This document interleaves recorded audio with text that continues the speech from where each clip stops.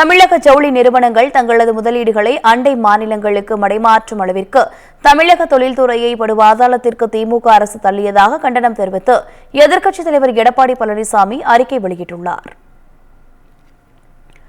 ஆட்சிக்கு வந்து 38 மாதங்களில் பலமுறை வெளிநாடு பயணங்கள் மேற்கொண்ட முதலமைச்சர் மு.க.ஸ்டாலின் அந்நிய முதலீடுகள் ஈர்ப்பில் தமிழ்நாட்டிற்கு பின்னுக்கு தள்ளி சாதனை படைத்துள்ளதாக குற்றம் சாட்டியுள்ளார்.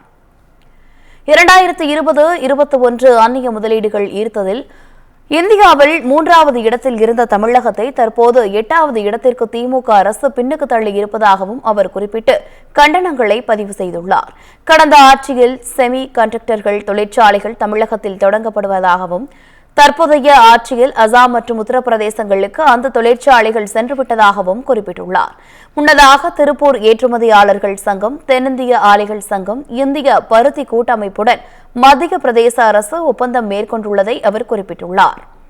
ஒப்பந்தத்தால் தமிழக ஜவுளி கூட்டமைப்பு தனது விரிவாக்க பணிகளை வெளி மாநிலங்களுக்கு மாற்ற வாய்ப்புள்ளதாகவும் அவர் குற்றம் சாட்டியுள்ளார். அத்துடன் உள் மாநில ஜவுளி முதலீடுகள் வெளி மாநிலங்களுக்கு செல்லும் நிலை உள்ளது என கூறியிருக்கிறார்.